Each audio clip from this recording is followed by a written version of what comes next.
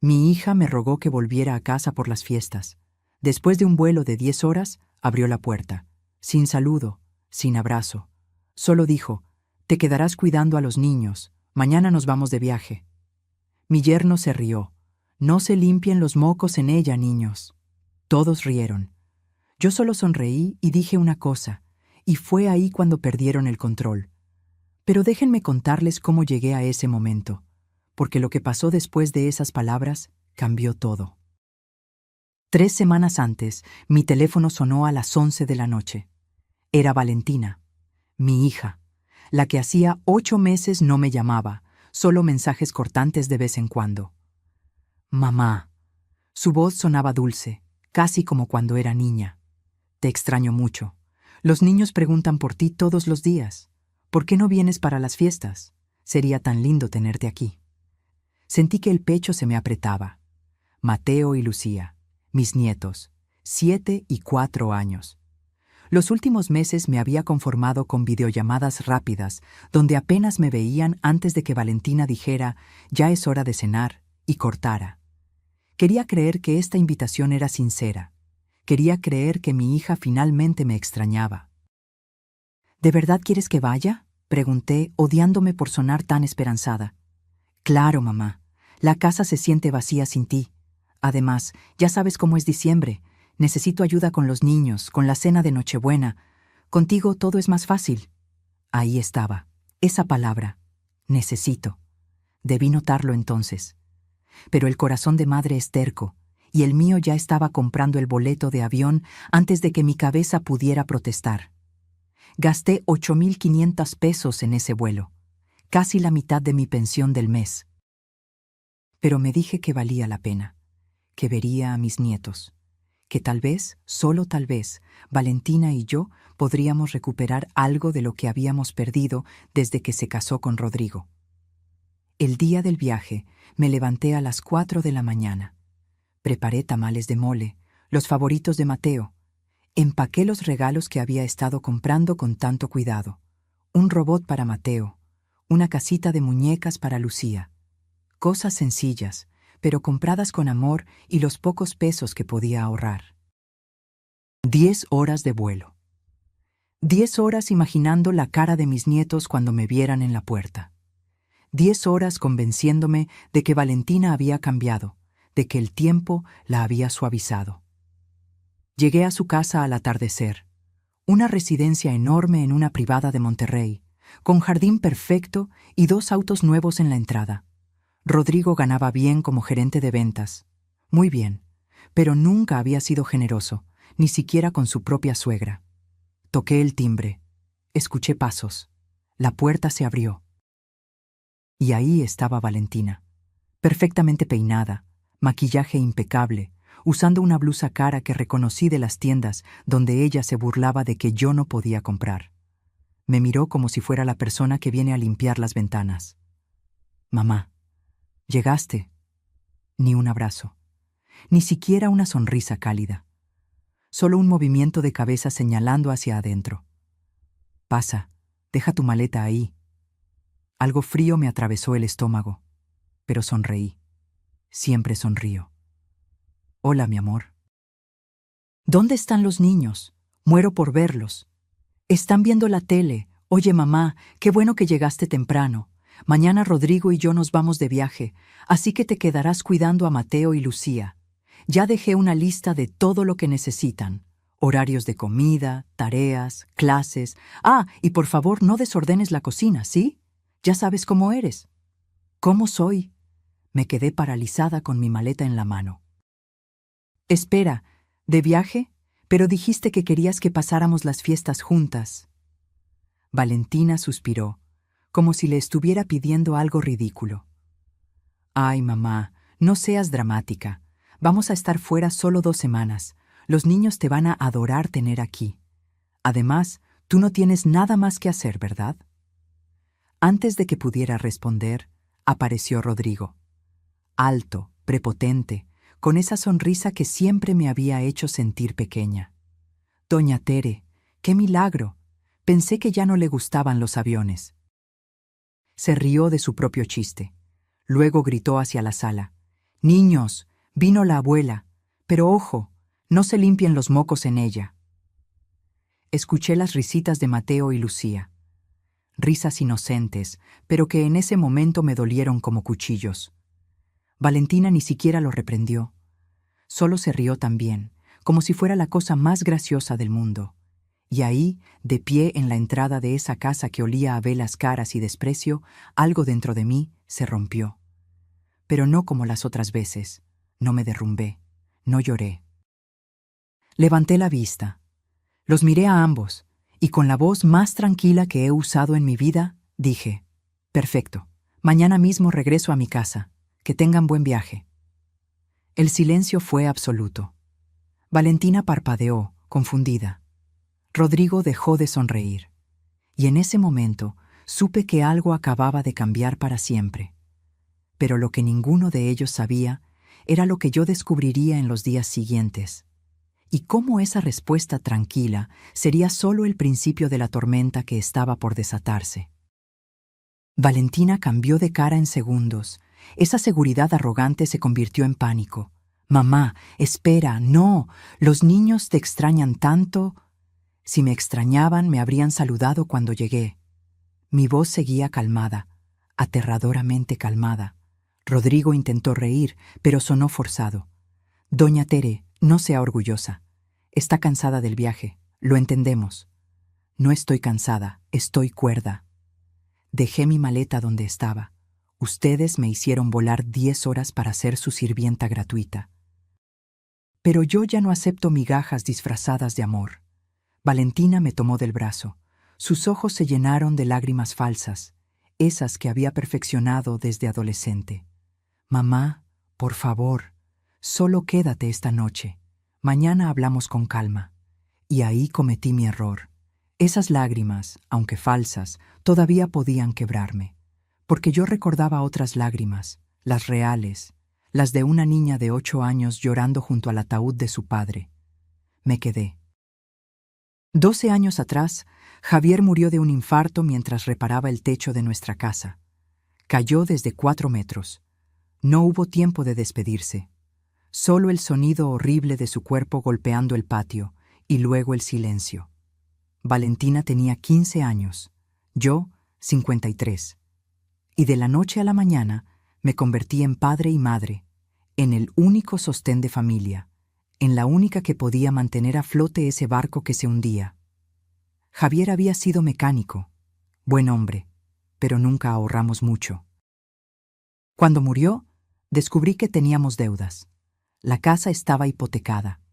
El taller donde trabajaba cerró 3 meses después. Yo sabía coser. Mi madre me había enseñado cuando era joven, así que convertí la sala de nuestra casa en un taller de costura. Compraba tela barata en el mercado, hacía vestidos para quinceañeras, arreglaba pantalones, bordaba servilletas para bodas. Trabajaba desde las 5 de la mañana hasta pasada la medianoche.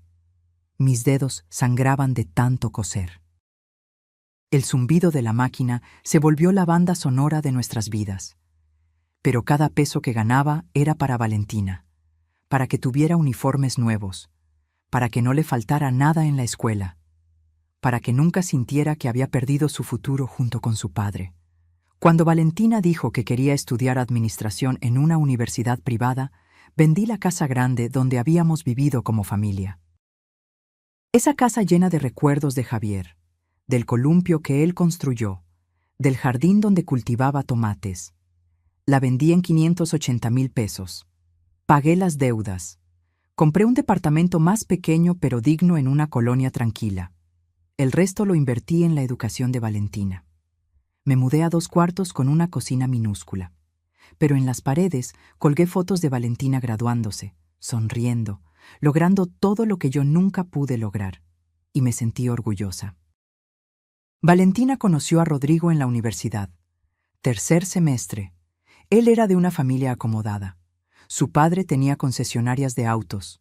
Su madre organizaba eventos de caridad donde el plato más barato costaba lo que yo ganaba en un mes. La primera vez que Rodrigo vino a cenar a mi departamento, miró mi máquina de coser con desprecio apenas disimulado. «Qué pintoresco», dijo. como si mi trabajo fuera un pasatiempo curioso y no la razón por la que su novia había podido conocerlo en esa universidad cara. Pero Valentina estaba enamorada, y yo, como madre, quería verla feliz. Así que tragué mi orgullo cada vez que Rodrigo hacía comentarios sobre lo chiquito pero acogedor de mi hogar, o cuando su madre me preguntaba con falsa dulzura si también hacía alteraciones de ropa fina. Cuando se comprometieron, la familia de Rodrigo organizó una cena para conocernos mejor. Fue en un restaurante donde el menú no tenía precios. La madre de Rodrigo, Elena, me preguntó a qué me dedicaba. Cuando dije que era costurera, sonrió con lástima. ¡Qué noble oficio! Tan necesario. Noble, necesario. Palabras que significaban pobre. La boda se planeó para el año siguiente. La familia de Rodrigo pagaría el salón, la comida, las flores, todo ostentoso, todo caro. Pero Valentina vino a mí llorando una tarde. «Mamá, los padres de Rodrigo quieren que yo pague mi vestido y el de las damas. Dicen que es tradición que la familia de la novia cubra eso. Pero es muy caro. Son 150,000 pesos en total». 150,000 pesos. 3 años de trabajo intenso. 3 años de noches sin dormir, de dedos sangrando, de espalda adolorida. «No te preocupes, mi amor», le dije. «Yo me encargo». Saqué mis ahorros. Todo lo que había guardado soñando con algún día viajar, o renovar el departamento, o simplemente descansar. Lo entregué sin pensarlo. Porque para eso son las madres, ¿verdad? Para sacrificarse. El día de la boda, Valentina se veía hermosa. El vestido era de encaje francés, con pedrería importada. Brillaba bajo las luces del salón como una princesa. Y cuando la vi caminar hacia el altar, me dije que había valido la pena. Pero en la recepción escuché a Elena hablando con otras señoras. «Pobre Valentina, su mamá es costurera. Al menos Rodrigo la sacó de esa vida. Ya no tendrá que preocuparse por el dinero». Como si yo hubiera sido una carga. Como si mis sacrificios hubieran sido un peso del que Valentina necesitaba liberarse. Después de la boda, las visitas se espaciaron. Primero era cada domingo, luego cada 15 días, luego una vez al mes, luego solo en cumpleaños y Navidad. Y finalmente, ni eso. Las llamadas se volvieron mensajes de texto. Los «te quiero, mamá» se transformaron en «luego te marco, estoy ocupada». Cuando nacieron Mateo y Lucía, estuve ahí, en el hospital, en las noches sin dormir, ayudando con pañales y biberones. Pero conforme los niños crecieron, mi presencia se volvió incómoda. Rodrigo decía que malcriaba a los niños, que no sabía educar con métodos modernos. Y Valentina, mi Valentina, la niña por la que vendí mi casa, por la que sangré en esa máquina de coser, empezó a darle la razón. Ahora, de pie en la casa que mis sacrificios ayudaron a construir, miraba a esa hija que ya no reconocía, y me preguntaba, ¿en qué momento perdí a mi niña? ¿En qué momento se convirtió en esta mujer que me veía como un estorbo? Me quedé esa noche porque todavía tenía esperanza, porque las madres somos tontas así. Pero lo que descubriría en los días siguientes me enseñaría que a veces el amor tiene que aprender a decir que no, y que las peores traiciones vienen envueltas en lazos de sangre. A la mañana siguiente me desperté con el olor a café recién hecho. Por un segundo, medio dormida, pensé que todo había sido un malentendido, que bajaría y encontraría a Valentina preparando el desayuno, disculpándose, diciéndome que había estado estresada. Pero cuando bajé, encontré la cocina vacía. Sobre la barra había una nota adhesiva amarilla. «Mamá, salimos temprano al aeropuerto. No quisimos despertarte. La lista de instrucciones está en el refrigerador. Cualquier cosa, márcame, pero solo emergencias. Besos». Ni siquiera se despidieron. Abrí el refrigerador buscando leche para mi café. Y ahí, pegada con un imán en forma de aguacate, había una carpeta plástica. La saqué. Dentro había 5 hojas impresas. Instrucciones para el cuidado de la casa y los niños. 47 puntos numerados.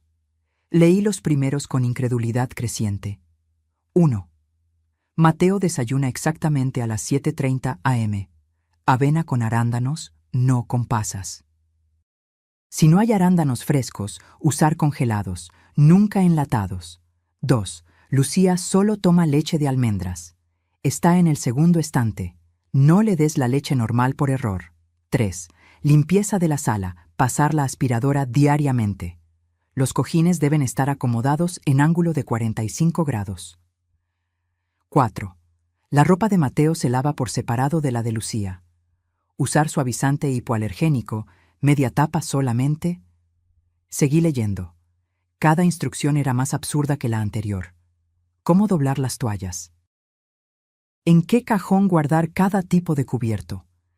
Que debía regar las plantas de la terraza cada tercer día a las 6 de la tarde exactamente.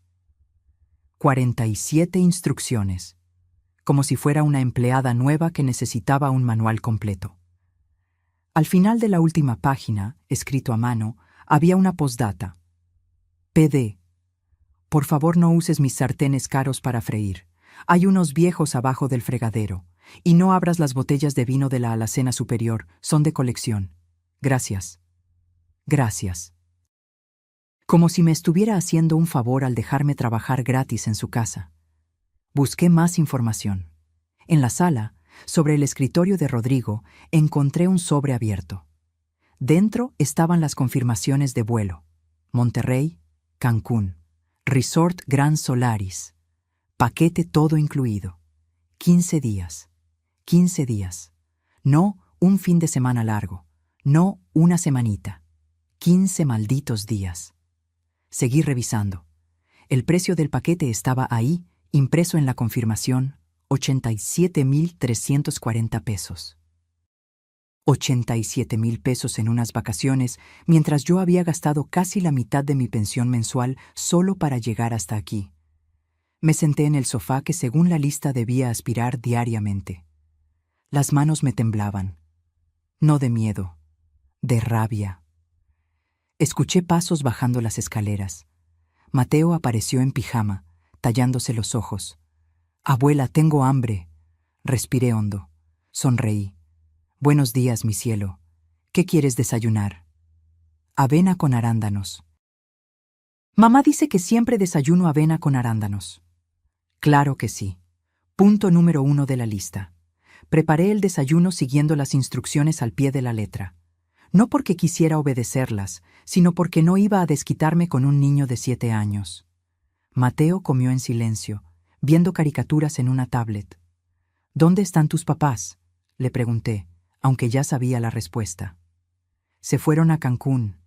Dijeron que nosotros nos quedaríamos contigo porque eres abuela y las abuelas cuidan niños». «Es tu trabajo». «Mi trabajo». Un niño de 7 años repitiéndome lo que había escuchado en su casa. «Mateo, cariño, ¿tú qué crees que hace la abuela normalmente?» Se encogió de hombros. «No sé. Esperar a que la necesitemos, supongo». Esperar a que me necesitaran, como un objeto guardado en un closet hasta que fuera útil. Lucía bajó media hora después.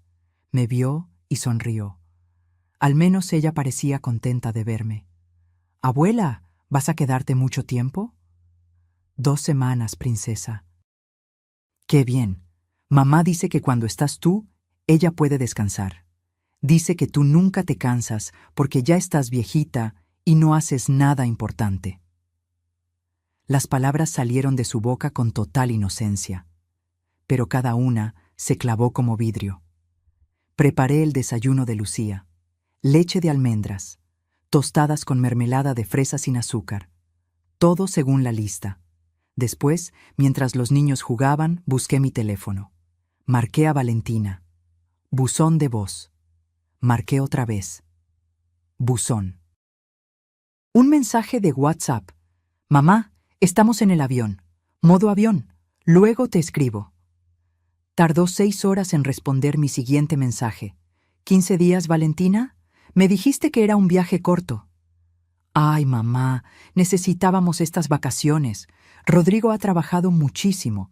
Además, tú no tienes nada que hacer en tu casa. Aprovecha el tiempo con tus nietos.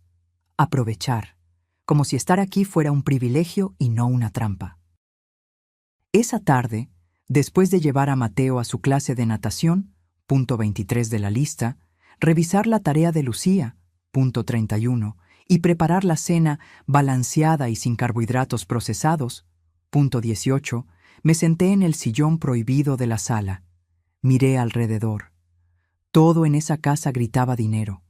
El tapete persa que costaba más que 3 meses de mi pensión. La televisión enorme. Los cuadros de arte abstracto que probablemente Rodrigo compró solo para presumir. Y en medio de todo ese lujo, yo, Teresa. 67 años, costurera jubilada, viuda, madre, sirvienta gratuita. Abrí mi cartera. Saqué la foto que siempre cargo. Javier y yo el día de nuestra boda, hace 42 años. Jóvenes, sonrientes, llenos de planes. Me pregunté qué pensaría él si me viera ahora. Si estaría orgulloso de cómo sacrifiqué todo por Valentina, o si me diría que me había perdido a mí misma en el camino. Esa noche, después de acostar a los niños, punto 44, leerles un cuento, apagar la luz a las 8:30 p.m. exactas, bajé a la cocina.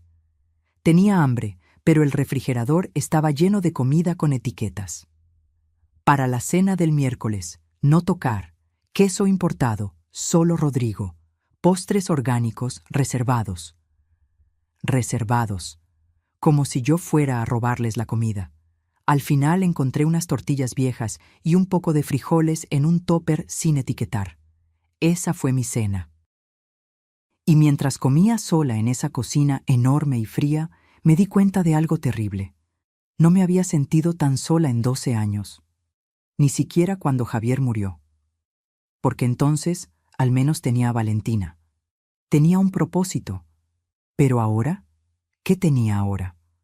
Una hija que me usaba. Un yerno que me despreciaba. Nietos que repetían que yo estaba aquí porque era mi trabajo. Y 15 días de instrucciones por delante. Pero lo que yo no sabía entonces, lo que no podía imaginar mientras lavaba mi plato en silencio, era que al día siguiente todo se volvería aún peor. Porque a veces, cuando crees que has tocado fondo, la vida te enseña que siempre hay un sótano más profundo. Los primeros 5 días se arrastraron como años. Despertar a las 6 de la mañana, preparar desayunos específicos, llevar a Mateo a natación, a Lucía a ballet, limpiar, cocinar, revisar tareas. Lavar ropa separada por colores, temperaturas y niveles de delicadeza, según la dichosa lista. Cada noche caía en la cama del cuarto de visitas, porque ni siquiera me dieron la habitación de huéspedes principal. Esa estaba reservada para cuando vinieran los padres de Rodrigo, con la espalda destrozada y los pies hinchados. Pero lo peor no era el cansancio físico, era lo otro. Las pequeñas crueldades que se acumulaban como gotas de veneno. El tercer día, Lucía estaba dibujando en la mesa del comedor. Me acerqué a ver su dibujo. Una casa, un sol, 2 figuras grandes y 2 pequeñas. ¿Quiénes son?, pregunté señalando las figuras. Mamá, papá, Mateo y yo. ¿Y la abuela? Lucía me miró con esos ojos enormes color miel. Papá dice que las abuelas no cuentan en los dibujos de familia porque ustedes ya vivieron su vida. Dice que ya tuvieron su turno. Ya tuvimos nuestro turno. Como si a los 67 años yo fuera un mueble viejo esperando que me llevaran al basurero. Fue todo lo que pude decir. Mateo era peor. No por maldad, sino porque repetía exactamente lo que escuchaba en esa casa. El cuarto día, mientras preparaba la comida, me preguntó: «Abuela, ¿es cierto que eres pobre?» Me quedé congelada con el cuchillo en la mano. «¿Quién te dijo eso?» «Papá. Le dijo a mamá que por eso viniste. Porque en tu casa no tienes nada mejor que hacer y aquí al menos comes bien». El cuchillo casi se me resbala. «Mateo, cariño, yo vine porque los quiero. Pero ¿Sí eres pobre? Papá dice que tú no tienes nada y que por eso mamá siempre tiene que preocuparse por ti. Dice que eres una carga. Una carga. Tu papá no entiende algunas cosas, logré decir. ¿Cómo qué? Como que el dinero no es lo único que hace valiosa a una persona. Mateo se encogió de hombros y volvió a su videojuego. Para él, era solo una conversación más. Para mí fue un puñal directo al pecho. Esa tarde, después de llevar a los niños a sus actividades, regresé a la casa vacía. Abrí el refrigerador buscando algo para mi comida. Todo, absolutamente todo, tenía etiquetas. Smoothies de Rodrigo, fórmula especial, no tocar. Salmón para la cena del viernes, congelado según instrucciones. Yogurt griego importado, solo adultos, adultos. Como si yo no calificara.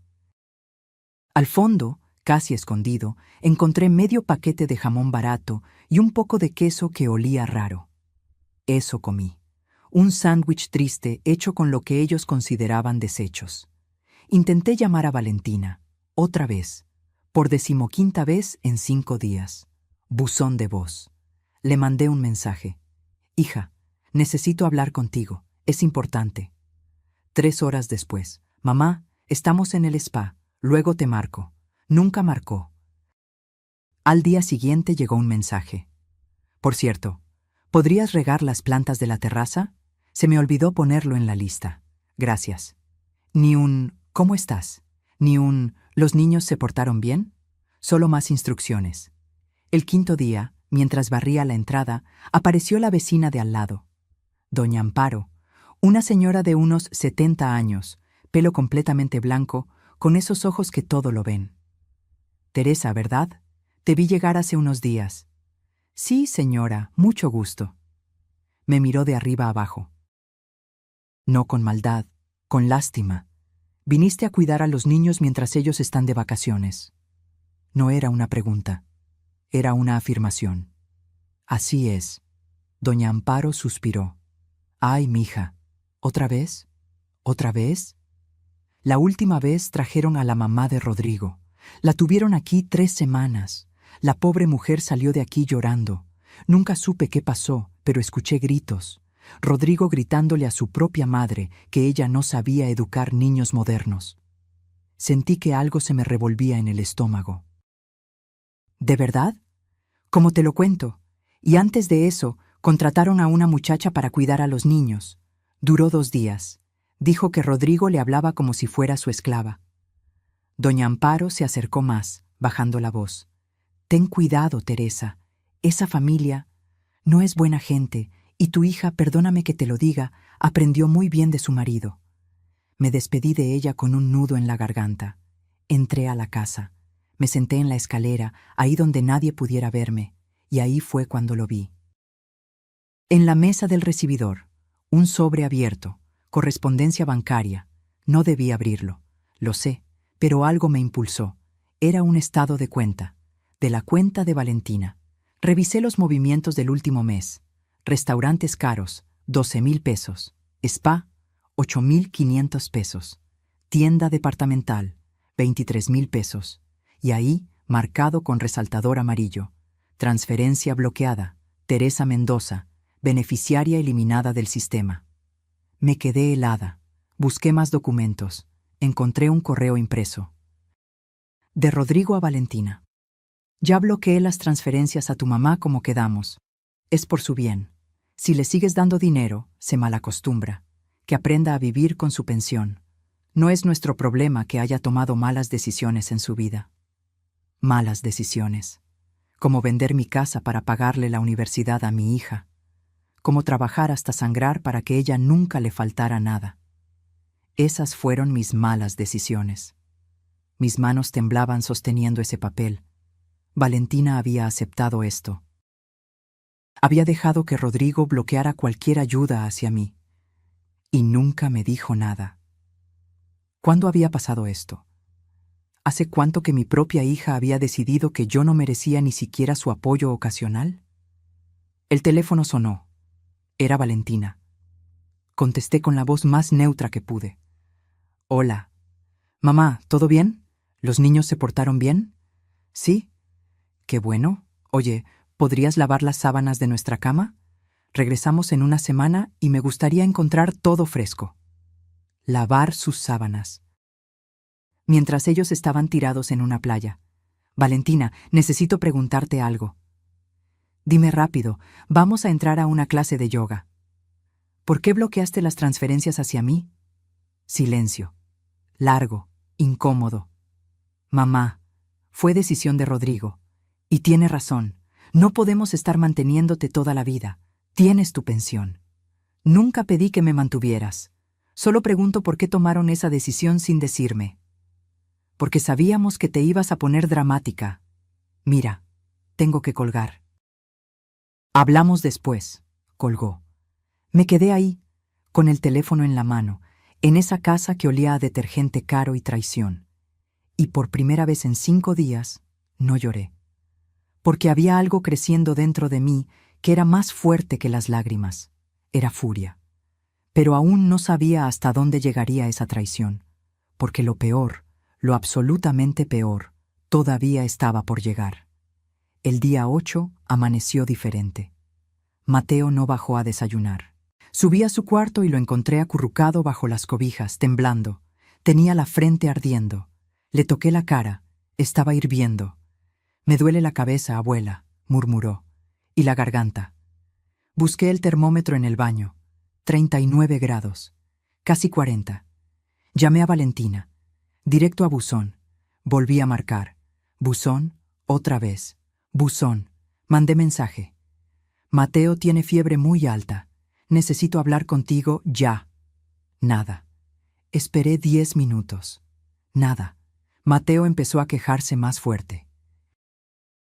Lucía lloraba asustada viendo a su hermano. Y yo estaba ahí, sola, en una casa que no era mía, con un niño enfermo y ninguna autorización médica.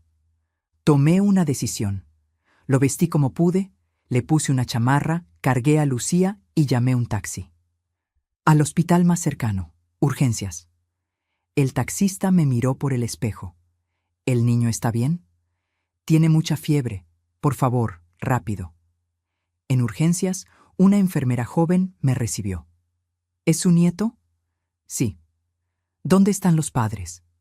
Tragué saliva. De viaje. Me miró con algo que no era exactamente desaprobación, pero casi. Necesitamos datos del seguro médico y autorización de los padres para cualquier procedimiento. Está muy grave, por favor. Entiendo, señora, pero son protocolos. Mientras llenaba papeles con manos temblorosas, intenté llamar a Valentina otras 6 veces. Nada. Marqué a Rodrigo. Apagado. Le mandé mensaje a ambos. Estoy en urgencias con Mateo. Contesten. El médico revisó a Mateo. Infección de garganta severa. Necesitaba antibióticos, estudios de sangre, observación. ¿Cuánto cuesta todo?, pregunté. La enfermera me pasó un papel. 3,200 pesos. 3,200 pesos de mi pensión. Mi pensión que apenas alcanzaba para pagar mis servicios, mi comida, mis medicinas. Pero era mi nieto. Así que saqué mi tarjeta y pagué. 2 horas después, con Mateo ya medicado y Lucía dormida en mis brazos del cansancio, mi teléfono sonó. Rodrigo. ¿Qué pasó? Vi como 1000 llamadas perdidas. Mateo está enfermo. Estoy en el hospital. Los llamé durante horas. ¿Y para qué crees que te dejamos a cargo, Teresa? Justamente para que resuelvas estas cosas sin molestar. Estamos de vacaciones. Me quedé muda, literalmente sin palabras. ¿Teresa? ¿Sigues ahí?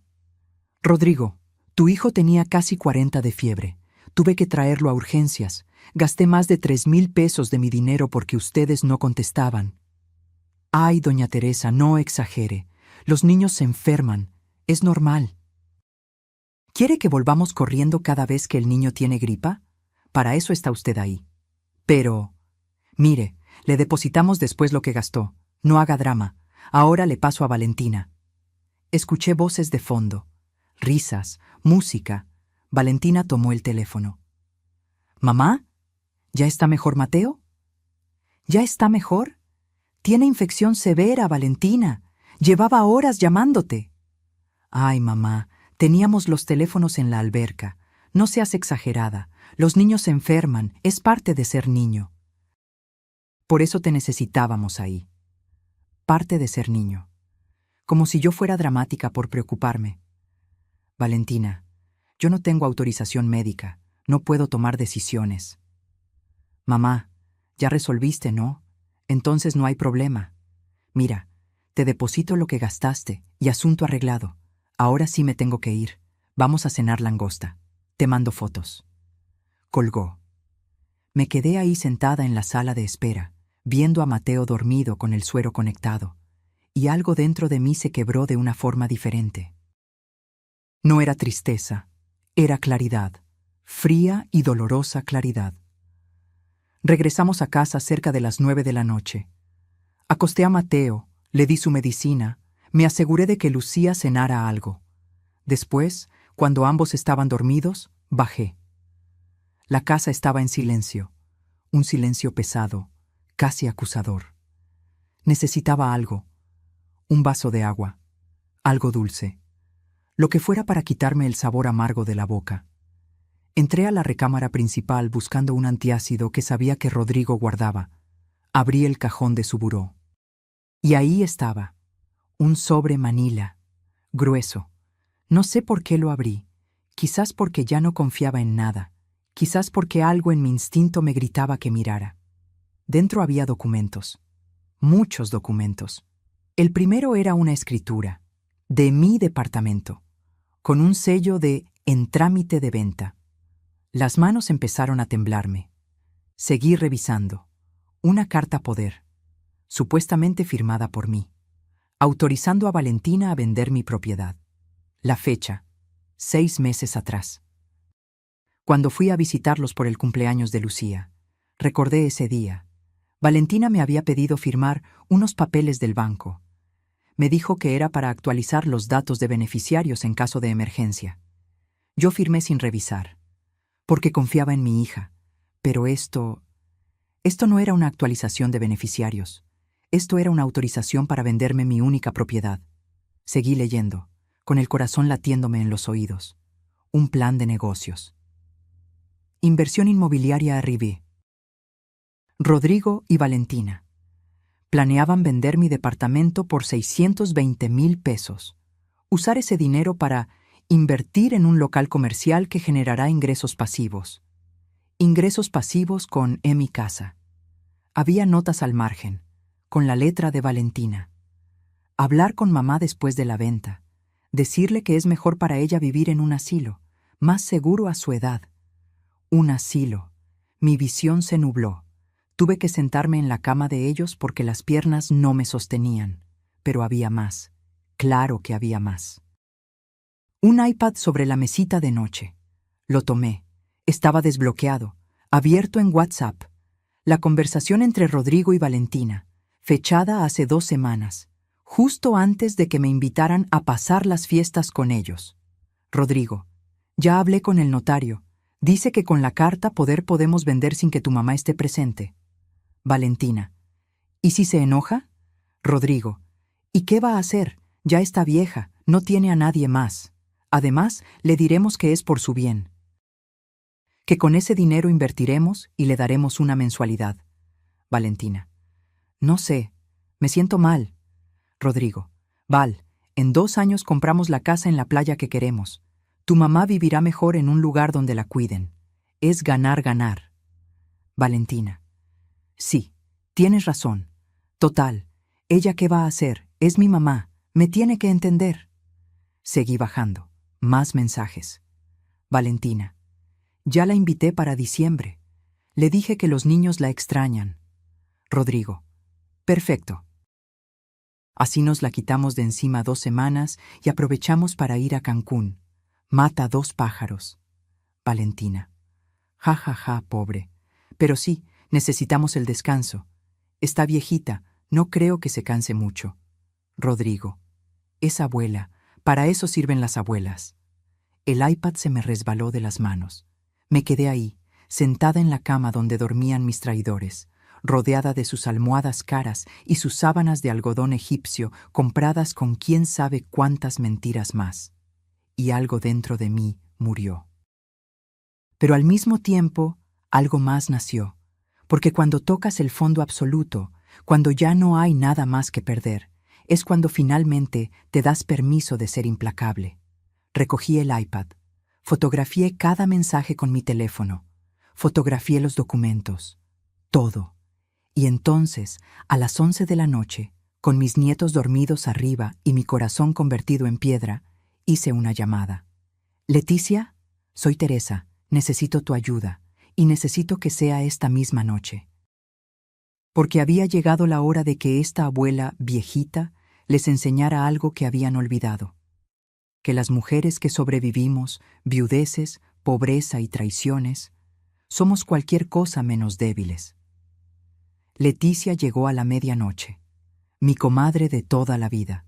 La conocí cuando nuestros hijos iban en la misma primaria. Ella era abogada, ahora jubilada, pero con más conocimientos legales en el dedo meñique que la mayoría de los abogados activos. Abrí la puerta y no tuve que decir nada. Mi cara lo decía todo.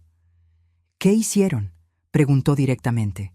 Le mostré todo, los documentos, la carta poder, los mensajes, el plan para venderme mi departamento y meterme en un asilo. Leticia leyó en silencio. Con cada página que pasaba, su mandíbula se apretaba más. Cuando terminó, dejó los papeles sobre la mesa con cuidado deliberado. El tipo de cuidado que usa la gente cuando está conteniendo una explosión. Teresa, esto es intento de fraude. Podrías meter a tu hija a la cárcel. No quiero meterla a la cárcel, solo quiero... ¿Qué quieres? Me quedé callada. ¿Qué quería?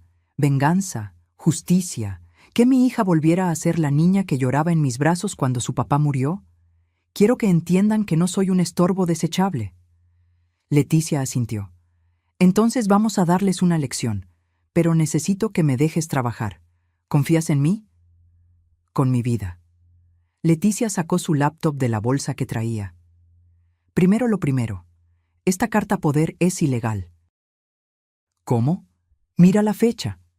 Según esto, la firmaste hace 6 meses, pero una carta poder para venta de bienes raíces requiere 2 testigos certificados y debe hacerse ante notario con identificaciones vigentes.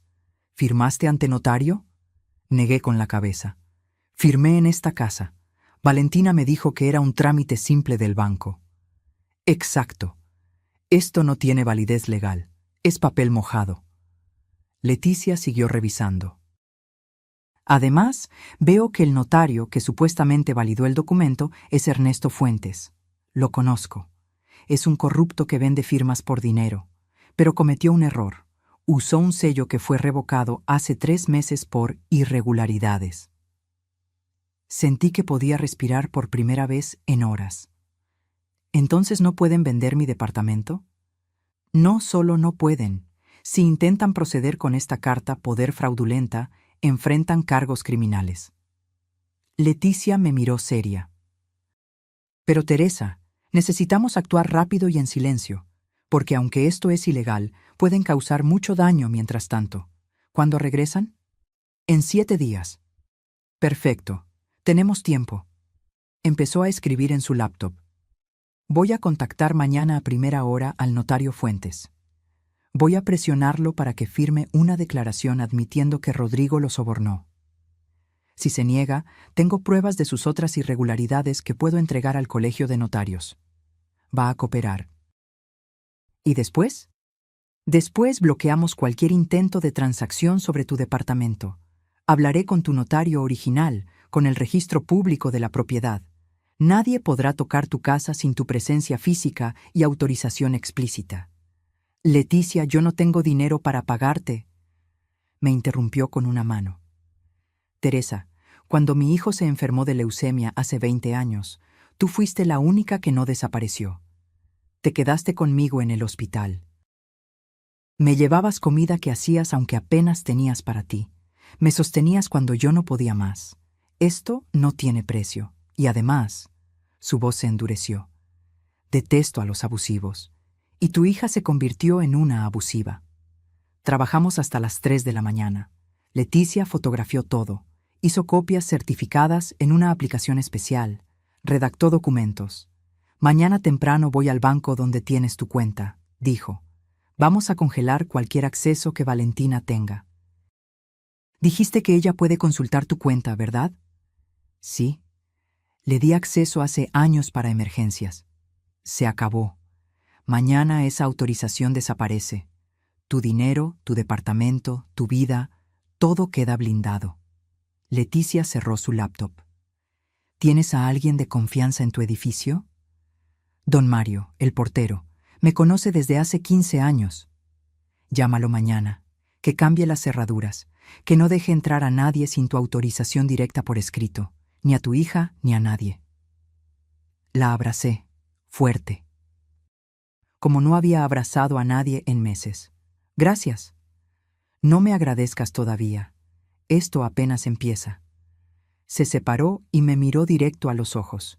Teresa, lo que viene no va a ser fácil, porque cuando regresen y descubran que no pueden hacer nada, van a atacarte. Van a manipularte. Valentina va a llorar. Va a decir que malinterpretaste todo, que solo querían ayudarte. Lo sé. ¿Estás lista para mantenerte firme? ¿Estás lista para que tu hija te odie? Esa pregunta me dolió. Pero pensé en los mensajes. Total, ¿ella qué va a hacer? Es mi mamá, me tiene que entender. Ya me odia, dije con voz tranquila, solo que yo no lo había aceptado hasta ahora. Leticia se fue cerca de las 4. Subí a revisar a los niños. Mateo dormía profundamente, la fiebre había bajado. Lucía abrazaba su peluche favorito. Los miré y sentí una tristeza enorme. Ellos no tenían culpa, pero estaban siendo criados por personas que les enseñaban que las abuelas eran desechables. Que el dinero era más importante que la dignidad. Que usar a la gente estaba bien si eras familia. Bajé y seguí revisando el iPad que Valentina había dejado conectado a la Wi-Fi de la casa. Había más conversaciones. Muchas más. Un grupo de WhatsApp, amigas VIP. Valentina y 4 mujeres más. Mensaje de Valentina hace 3 semanas. Chicas, ayuda.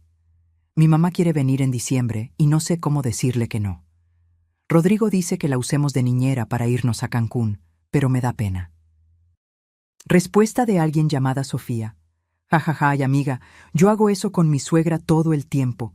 Total, ¿para qué están las viejas si no para ayudar? Otra respuesta.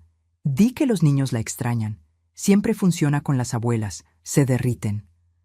Valentina, tienen razón. Además ya hablé con Rodrigo, y si vendemos su departamento podemos comprar la casa en la playa. Win-win. Win-win. Ganar, ganar. Robarme mi casa era ganar, ganar. Seguí bajando. Un mensaje de Valentina a Rodrigo hace 4 meses. A veces me siento mal por mi mamá. Sacrificó mucho por mí. Rodrigo. Val, ya hablamos de esto. Tú no le pediste que vendiera su casa. Esas fueron sus decisiones. Tú no le debes nada. Ella decidió tener una hija. No tú decidiste tener una madre pobre. Valentina. Tienes razón. A veces me pongo sentimental. Rodrigo. Por eso yo manejo las finanzas, mi amor. Tú eres muy blanda. En 2 años estaremos en esa casa de playa y tu mamá estará en un lugar donde la cuiden profesionales. Todos felices. Cerré el iPad. Me serví un vaso de agua. La bebí despacio, de pie en la cocina oscura. Y ahí, en ese silencio, tomé mi decisión final. No iba a llorar más. No iba a suplicar amor. No iba a conformarme con migajas. Iba a enseñarles que la mujer que vendió su casa para darle educación a su hija, esa misma mujer tenía el coraje suficiente para defenderse. Los siguientes 6 días los pasé en modo automático, cuidando a los niños, siguiendo la dichosa lista, limpiando la casa, pero por dentro estaba construyendo algo. Leticia trabajaba desde las sombras. El notario corrupto firmó su declaración confesando el soborno.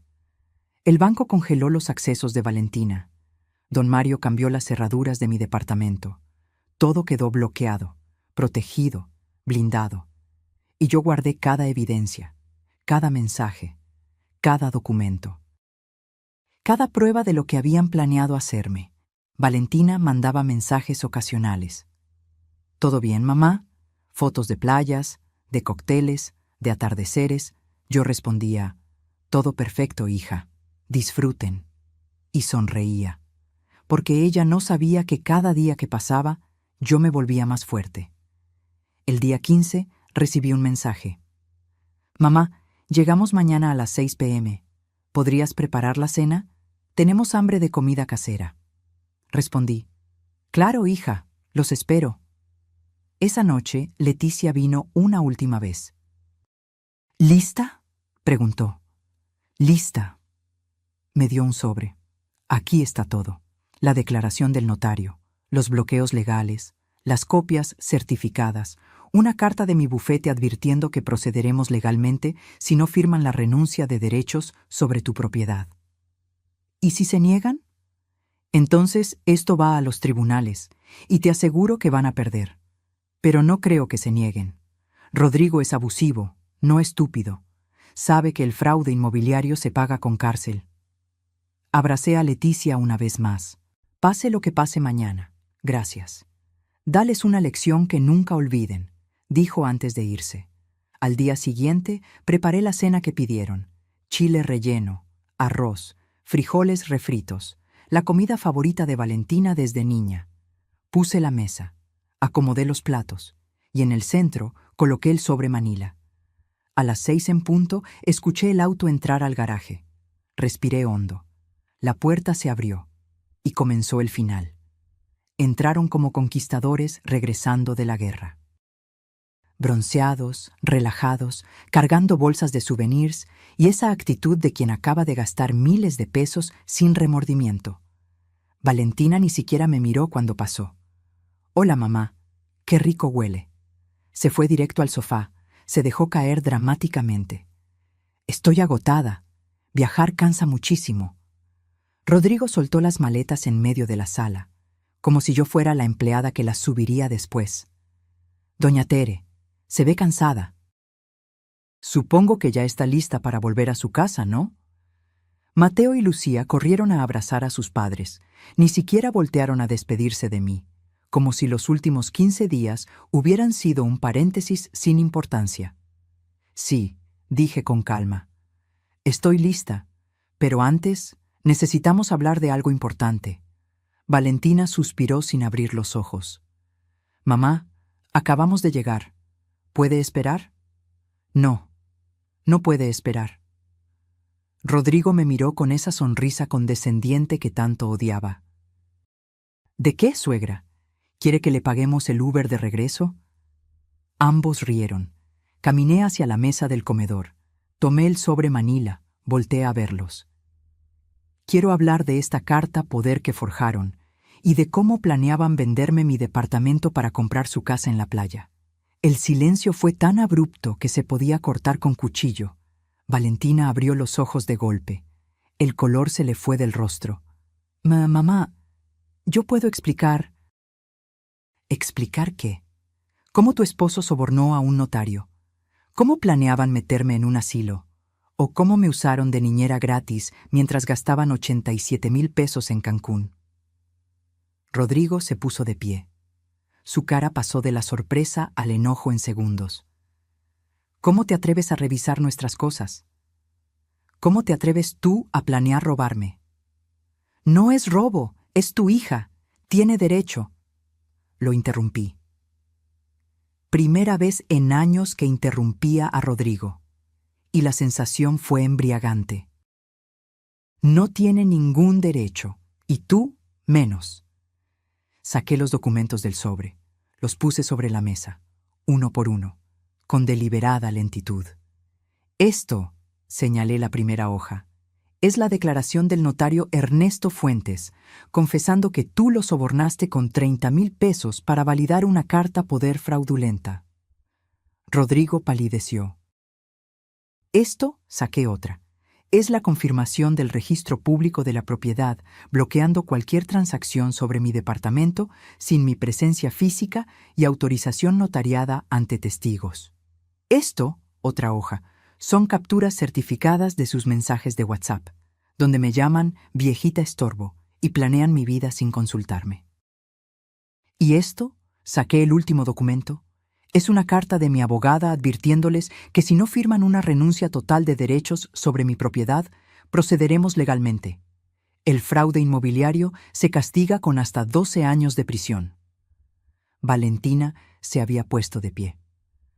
Las lágrimas comenzaron a rodar por sus mejillas. Mamá, lo siento tanto. Fue idea de Rodrigo, yo solo. Cállate, Valentina. Mi voz sonó tan fría que hasta yo me sorprendí. Eres una mujer adulta de 33 años. Deja de culpar a otros por tu codicia. No es codicia. Pensábamos darte una mensualidad. Ibas a estar mejor. ¿Mejor? ¿Mejor dónde? ¿En el asilo que tenían planeado? El silencio confirmó todo. Rodrigo intentó recuperar el control. Dio un paso hacia mí, intentando intimidarme con su altura. Mire, doña Teresa, está malinterpretando todo. Podemos resolver esto en familia. Saqué mi teléfono. ¿Llamo a la policía ahora o firman? Su actitud cambió instantáneamente. El matón prepotente se convirtió en un hombre asustado. No hay necesidad de llamar a nadie. Podemos hablar. Ya hablé. Durante 15 días. Conmigo misma. Mientras ustedes tomaban piñas coladas. Puse frente a ellos el documento de renuncia de derechos y una pluma. Firmen, los dos, ahora. Valentina lloraba abiertamente. Mamá, por favor, perdóname. Yo te amo, siempre te he amado. Y ahí fue cuando algo dentro de mí explotó. No con gritos, con verdad. Si esto es amor, Valentina, prefiero el odio, porque el odio al menos es honesto. Me acerqué a ella, la miré a los ojos. Esos ojos color café que heredó de su padre. Te di todo, mi juventud, mi dinero, mi casa, mis sueños. Vendí los recuerdos de tu padre para que tú pudieras estudiar en una universidad cara. Cosí hasta que mis dedos sangraron para que nunca te faltara nada. Me mudé a un departamento pequeño para que tú tuvieras futuro. Mamá, ¿y sabes qué recibí? Desprecio. Mentiras, un plan para dejarme sin techo y peor que todo eso, la confirmación de que para ti soy un estorbo.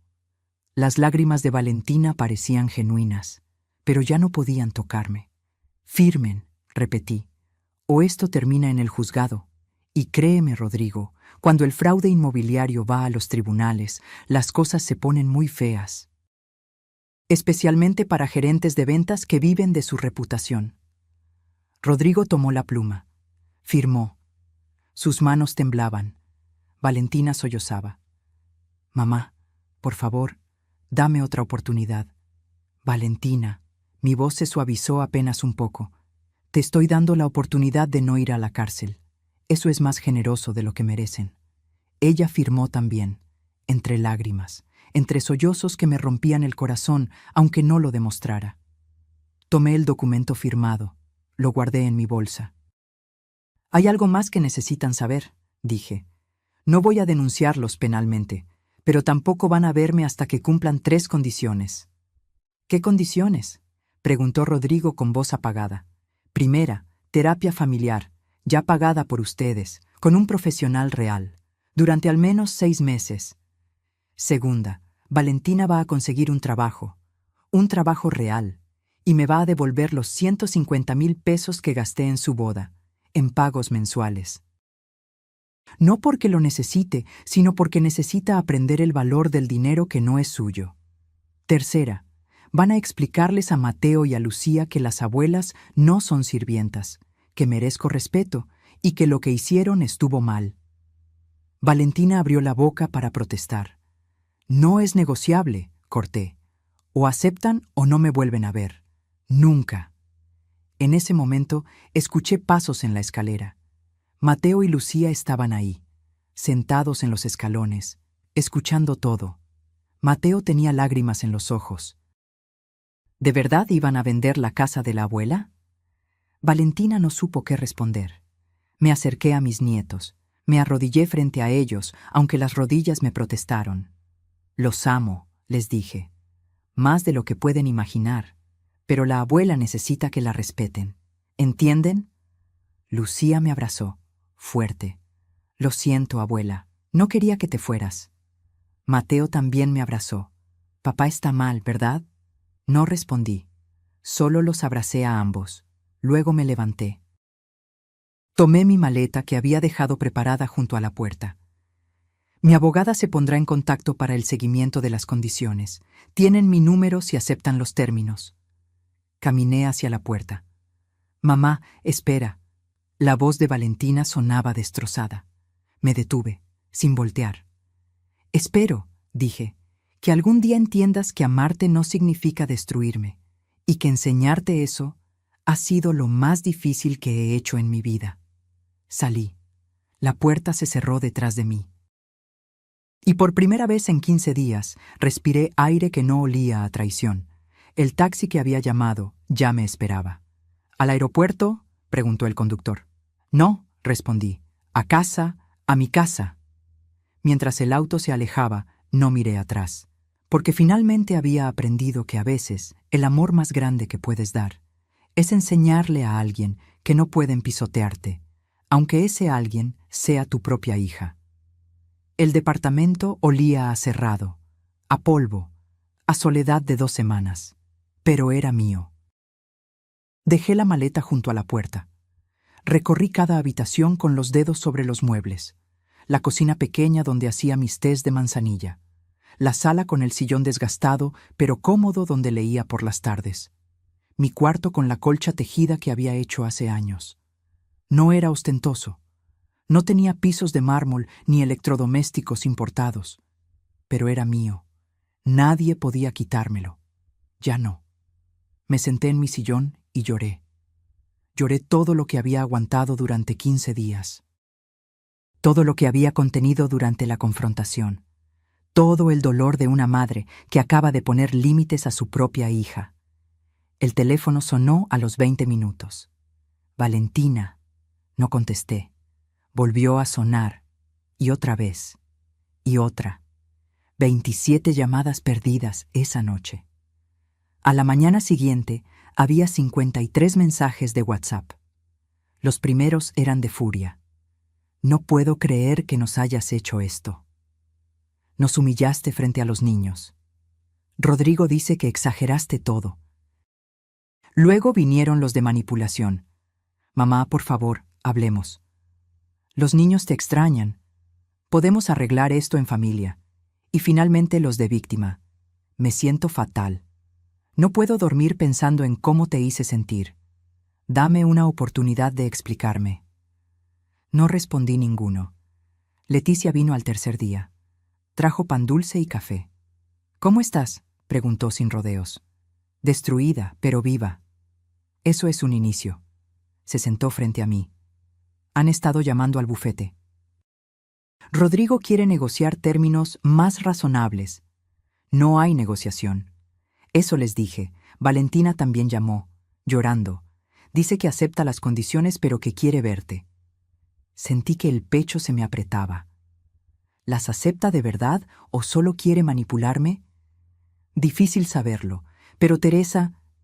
Leticia me tomó la mano. Tienes que estar preparada para la posibilidad de que no cambien, de que esto sea el fin permanente de tu relación con ellos. Lo sé.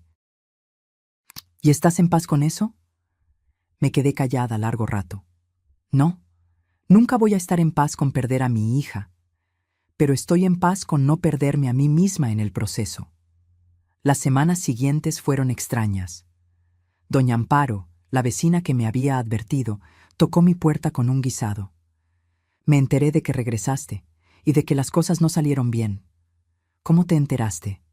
Ay, mija, en este edificio todos sabemos todo. Sonrió con calidez. Hiciste bien. Sea quien sea, nadie tiene derecho a tratarte como basura. Esa noche cené acompañada por primera vez en semanas. Doña Amparo me contó de su propia hija, que vivía en Estados Unidos y apenas la llamaba. Uno cría cuervos, dijo sin rencor, pero eso no significa que tengan que sacarte los ojos. Un mes después, recibí un correo del terapeuta familiar, la doctora Méndez. Estimada Teresa, Valentina y Rodrigo iniciaron terapia como acordaron. Han asistido a 4 sesiones. Valentina solicitó que le informara de su progreso. También preguntó si estaría dispuesta a asistir a una sesión conjunta cuando esté lista. ¿Estaba lista? No lo sabía. 2 meses después del incidente, mi teléfono sonó. Número desconocido. Contesté por instinto. Abuela, era Mateo. Mi amor, ¿cómo conseguiste este número?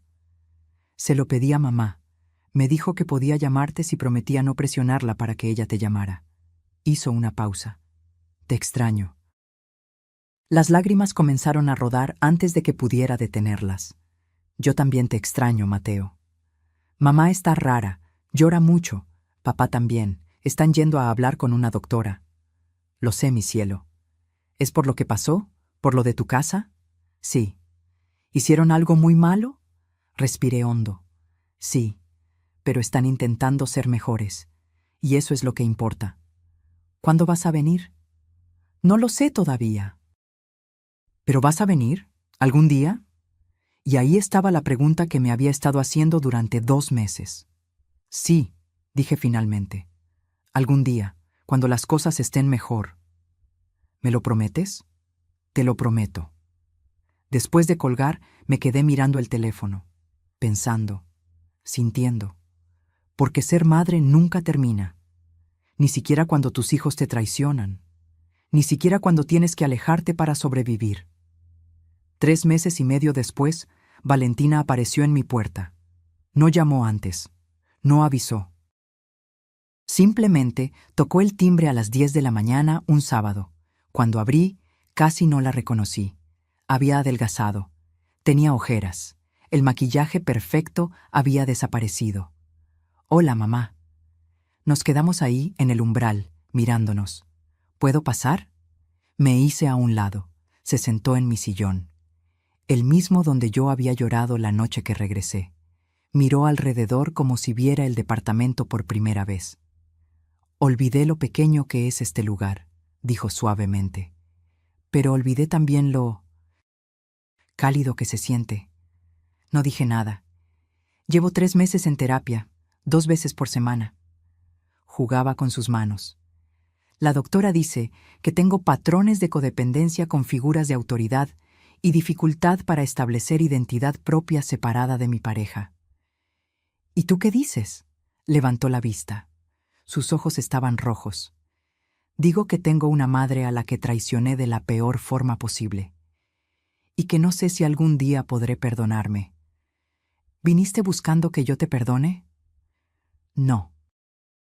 Vine a decirte que lo siento, de verdad, no porque quiera algo de ti, sino porque mereces escucharlo. Se limpió las lágrimas. Dejé que Rodrigo me convenciera de que tú eras una carga. Dejé que me hiciera olvidar todo lo que sacrificaste. Me convertí en alguien que no reconozco. ¿Y Rodrigo? También está en terapia, separada de la mía.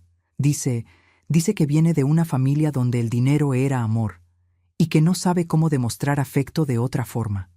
Hizo una pausa. No es excusa. Pero es un inicio. Me serví un té. No le ofrecí, todavía no. ¿Conseguiste trabajo? Sí, en una boutique. Vendo ropa. Gano 18,000 al mes. Ya te deposité el primer pago de lo que te debo. Revisé mi teléfono. Ahí estaba. 3,000 pesos. Son 50 pagos, dijo. 4 años y 2 meses. Voy a pagarte cada peso. No necesito el dinero. Pero yo necesito devolvértelo. Nos quedamos en silencio. El reloj de pared marcaba los segundos. Mamá, su voz se quebró. No espero que me perdones mañana, ni el mes que viene, ni tal vez nunca. Solo quiero que sepas que cada día me levanto avergonzada de lo que hice.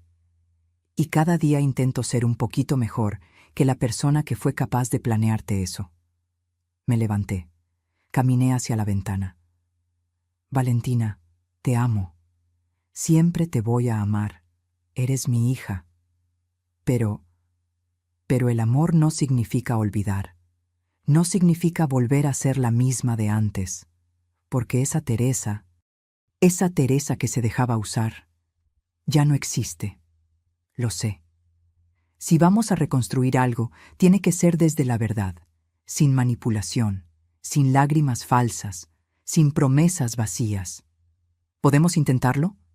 La miré. Vi a la niña que lloraba por su padre, pero también vi a la mujer que planificó robarme mi casa. Podemos intentarlo, dije finalmente, pero va a tomar tiempo, mucho tiempo. Se levantó.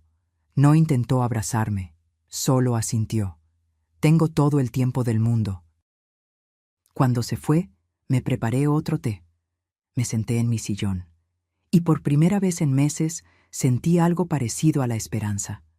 No era perdón, no todavía. Pero era un inicio. 6 meses habían pasado desde aquella confrontación. 6 meses de pequeños pasos. Valentina cumplía con los pagos religiosamente. Asistía a terapia. Llamaba una vez por semana, conversaciones cortas pero honestas. Rodrigo, sin embargo, era otra historia. Ese martes, Leticia me llamó con urgencia. «Teresa, necesitas venir a mi oficina. Ahora». Llegué en menos de 1 hora. Su cara me dijo todo. Rodrigo presentó una demanda. Sentí que el piso se movía. ¿Una demanda? ¿De qué? Alega que lo difamaste, que la declaración del notario fue obtenida bajo coerción, que tú presionaste a Valentina para firmar documentos bajo amenaza. Leticia puso los papeles frente a mí. Básicamente, está intentando revertir todo lo que logramos. ¿Puede hacer eso? Puede intentarlo. ¿Prosperará? No. Tenemos todas las pruebas, pero... Hizo una pausa. Va a ser un proceso largo, caro y desgastante, que es exactamente lo que él quiere. Cansarte, que desistas. ¿Valentina sabe de esto? Según estos documentos, ella no aparece como parte demandante. Solo él. Esa noche Valentina llegó a mi departamento hecha un mar de lágrimas, sin avisar.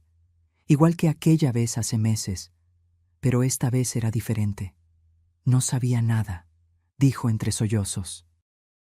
Me enteré esta tarde cuando llegó la notificación a la casa. Rodrigo contrató a un abogado sin decirme. Usó dinero de nuestra cuenta conjunta. ¿Y? Y le dije que se detuviera, que retirara la demanda, que habíamos acordado seguir adelante, no volver atrás. ¿Qué te dijo? Su cara se descompuso. Que yo era una tonta sentimental, que dejara que los hombres manejaran los asuntos serios, que tú me habías lavado el cerebro en terapia. Me senté. Respiré hondo. ¿Y tú qué hiciste? Le dije que retirara la demanda o me iba de la casa. El silencio llenó el departamento. ¿Y? Me dijo que me fuera entonces, que sin él yo no era nadie, que había sido él quien me salvó de una vida mediocre contigo. Las lágrimas corrían libremente. Así que tomé a los niños y me fui. Estamos en un hotel. Valentina, no te estoy pidiendo dinero. No te estoy pidiendo que me rescates. Solo necesitaba que supieras que esta vez elegí diferente. Me miró con ojos destrozados pero firmes. Esta vez te elegí a ti. Elegí hacer lo correcto. 3 días después recibí una llamada de un número privado. ¿Teresa Mendoza? Sí. Habla Elena Carranza, la madre de Rodrigo. El veneno en su voz era palpable. Necesitamos hablar sobre esta situación ridícula que usted provocó. No provoqué nada. Su hijo intentó robarme. Mi hijo intentó ayudarla, darle una mejor vida. Y usted, con sus aires de víctima, destruyó un matrimonio. Su hijo sobornó a un notario y falsificó documentos. Eso no es ayuda, es un delito. Escúcheme bien, Teresa. Su voz se volvió gélida. Mi familia tiene recursos, abogados, contactos. Podemos hacer que su vida sea un infierno. O puede ser razonable, retirar todas las acusaciones y dejar que las cosas vuelvan a la normalidad. ¿Normalidad? Que me roben y sonría. Valentina es una tonta manipulable. Siempre lo fue. Pero Rodrigo es brillante. Tiene futuro. Y no voy a permitir que una costurera resentida arruine a mi hijo. Algo en mí se encendió. No con rabia, con claridad absoluta. Señora Elena, su hijo es un abusador que aprendió de ustedes que el dinero compra todo, incluso dignidad ajena. Pero aquí está la diferencia. Yo no tengo su dinero, pero tengo algo que ustedes nunca van a entender. Tengo principios que no están en venta. ¡Qué pintoresco! ¿Y de qué le sirven sus principios en ese departamentito miserable? Me sirven para dormir tranquila, cosa que dudo que usted o su hijo puedan hacer. Colgué. Las manos me temblaban, pero era de adrenalina, no de miedo. Una semana después, el abogado de Rodrigo contactó a Leticia con una propuesta. Retiran todo si la señora Teresa firma un acuerdo de confidencialidad y acepta 50,000 pesos como compensación por malentendidos. Leticia me miró. ¿Qué quieres hacer? ¿Qué pasa si no acepto? La demanda sigue, podría durar años. Al final ganaremos, tengo cero duda, pero será agotador. ¿Y si acepto? Rodrigo queda limpio. Puede decir que todo fue un malentendido, que eres tú la conflictiva, y tienes 50,000 pesos menos. O sea que compra su reputación. Exacto. Me levanté. Caminé hacia la ventana de la oficina de Leticia. Veía la ciudad extenderse abajo, miles de vidas, millones de historias. No, dije finalmente. ¿Estás segura? Completamente. Rodrigo necesita aprender que hay consecuencias, que no todo se arregla con dinero, y si tengo que ir a juicio para enseñarle esa lección, que así sea. Leticia sonrió. Esa es mi comadre. 2 semanas después, Rodrigo se presentó en mi edificio. Don Mario, el portero, me llamó. Doña Tere, aquí está el yerno. Dice que necesita hablar con usted. Dile que no estoy. Ya le dije. Dice que no se va hasta que baje. Bajé, no por él, sino porque no iba a permitir que armara un escándalo en mi edificio. Estaba en el lobby, despeinado, ojeras profundas. Ya no era el hombre arrogante de hace meses. ¿Qué quieres? Hablar. 5 minutos. Tienes 3. Retiro la demanda. Todo, sin condiciones. ¿Por qué? Se pasó las manos por la cara. Porque Valentina me dejó, de verdad. Se llevó a los niños, presentó demanda de divorcio y mi jefe se enteró del tema legal. Me pusieron en revisión laboral. Y ahora que tu vida se derrumba, vienes a negociar. No estoy negociando. Estoy disculpándome. Lo miré. Realmente lo miré. Y vi a un hombre roto. Rodrigo, durante años me trataste como basura, como si porque tengo menos dinero, valiera menos como persona. Lo sé. Planeaste robarme mi casa, manipulaste a mi hija, les enseñaste a mis nietos que yo era desechable. Lo sé. ¿Y ahora? ¿Ahora qué? ¿Unas disculpas y borrón y cuenta nueva? No espero borrón y cuenta nueva. Solo quiero detener esto antes de perder todo. Me miró con ojos cansados. Ya perdí a mi familia. No quiero perder mi trabajo también. Debiste pensar en eso antes. Tiene razón, tiene toda la razón. Me di la vuelta para irme. Teresa, su voz me detuvo. Usted tenía razón en todo. Y yo fui un cobarde que creyó que el dinero era poder. Pero el verdadero poder es el que usted tiene, el de mantenerse firme cuando todo se cae. No respondí. Solo subí a mi departamento. Al día siguiente, Leticia recibió el retiro oficial de la demanda. Sin condiciones, sin dinero de por medio. «Lo lograste», dijo Leticia. «¿Qué logré? Que un abusador aprendiera que no puede salirse con la suya». Pero yo no sentía victoria. Sentía cansancio. Sentía tristeza por Valentina, por los niños, por todo lo que se había roto. ¿Sabes qué aprendí, Leticia? ¿Qué? que defender tu dignidad no siempre se siente bien, pero es necesario, aunque duela. Esa noche Valentina me llamó. Rodrigo me contó que habló contigo. Sí, ¿estás bien? Y ahí estaba, mi hija preguntándome si yo estaba bien, después de meses, después de todo. Sí, mi amor, estoy bien. Gracias, mamá, por no rendirte, por enseñarme que el amor propio no es egoísmo. Colgamos, y me permití llorar, porque a veces ganar se siente como perder. Pero era necesario. 6 meses más tarde, mi vida había encontrado un ritmo que nunca imaginé. Valentina había firmado el divorcio. Se mudó a un departamento pequeño con los niños. Trabajaba a tiempo completo y estudiaba contabilidad por las noches. Los pagos llegaban puntualmente cada mes. Ya llevaba 9. Rodrigo se había ido a Guadalajara, transferido por su empresa después del escándalo. Según Valentina, estaba en terapia también. Mandaba la pensión de los niños. Nada más. Y yo estaba reconstruyéndome. Había retomado la costura, no por necesidad, sino por placer. Doña Amparo me recomendó con sus amigas y ahora tenía una pequeña clientela que me pedía arreglos, bordados especiales. Nada estresante, solo lo suficiente para mantenerme ocupada. Ese sábado, Valentina tocó mi puerta. Pero esta vez no venía sola. Mateo y Lucía corrieron a abrazarme. Abuela. Los abracé sintiendo que el corazón se me llenaba. Habían crecido. Mateo ya tenía 8 años, Lucía 5. ¿Podemos quedarnos a comer?, preguntó Lucía con esos ojos enormes. Miré a Valentina. Ella sonrió tímidamente. Si no es molestia, traje ingredientes para cocinar juntas, como antes, pero no exactamente igual. Cocinamos. Valentina preparó el pollo. Yo hice el arroz. Los niños pusieron la mesa sin que nadie se los pidiera. Durante la comida, Mateo habló de su equipo de fútbol. Lucía mostró un dibujo que había hecho en la escuela, de una casa, un sol, y esta vez 5 figuras.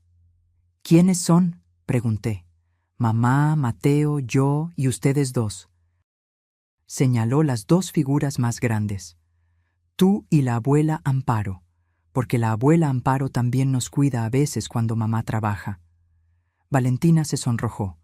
Doña Amparo ha sido muy generosa. Me ayuda con los niños cuando tengo clase. Se ayudan mutuamente, corregí. Así es como debería funcionar, sin abusar, sin dar por sentado.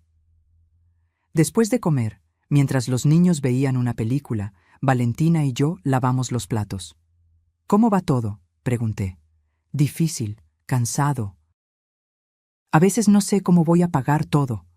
Enjuagó un plato. Pero también liberador. Por primera vez en años, tomo mis propias decisiones, cometo mis propios errores, y cuando logro algo, es realmente mío. Estoy orgullosa de ti. Se le llenaron los ojos de lágrimas. ¿De verdad? De verdad. Secó un vaso en silencio. Mamá, sé que nunca voy a poder compensar lo que te hice, pero quiero que sepas que cada día me esfuerzo por ser la mujer que tú mereces como hija. Valentina, ya no se trata de merecer, se trata de construir algo nuevo, desde la honestidad. ¿Crees que algún día podamos ser realmente familia otra vez? La miré. Vi a la niña que lloraba por su padre. Vi a la mujer que me traicionó, pero también vi a la madre trabajadora que estaba aprendiendo, a la estudiante que se desvelaba para salir adelante, a la hija que estaba intentando, genuinamente, cambiar. Ya somos familia, Valentina, pero una familia diferente. Una donde nos respetamos, donde hay límites, donde el amor no significa sacrificarse hasta desaparecer. Esa noche, después de que se fueron, me senté en mi sillón, el mismo donde había llorado hace un año, el mismo donde había tomado la decisión de defenderme. Mi teléfono sonó. Un mensaje de Valentina. Gracias por hoy. Los niños no paraban de hablar de lo rico que estaba todo. Y yo Yo no paraba de pensar en lo afortunada que soy de que no me hayas dado la espalda para siempre. Te amo, mamá, respondí. Yo también te amo, hija, siempre. Y era verdad, a pesar de todo, a pesar del dolor, a pesar de la traición, porque ser madre no se apaga, pero ahora sabía que ser madre no significaba ser tapete.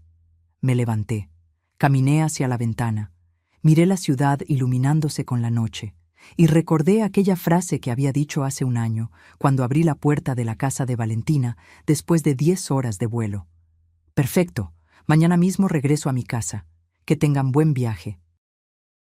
Esas palabras habían detenido todo, habían cambiado todo, porque por primera vez en mi vida había elegido no quedarme callada, y esa decisión, aunque dolorosa, me había salvado.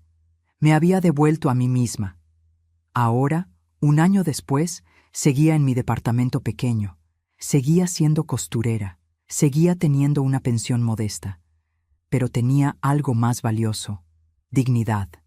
Y eso nadie me lo podía quitar.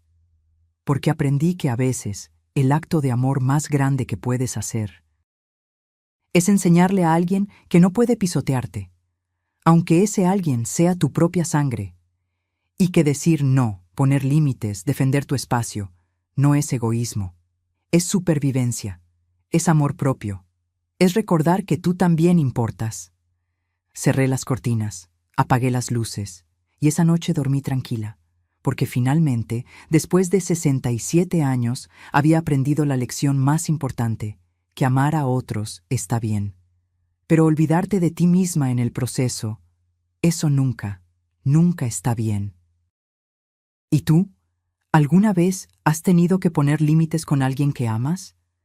¿Has sentido que te usaban pero no sabías cómo decir que no? Déjame tu respuesta en los comentarios. Y cuéntame desde dónde me estás viendo o escuchando esta historia. Tu experiencia puede ayudar a alguien más que está pasando por lo mismo. Si esta historia te tocó el corazón, si sentiste cada palabra como si fuera tuya, regálame un like. Y si crees que alguien más necesita escuchar este mensaje, compártela. Porque a veces las historias de otras nos dan el valor que necesitamos para escribir la nuestra. Nos vemos en la próxima historia. Y recuerda, tu dignidad no está en venta. Nunca lo estuvo.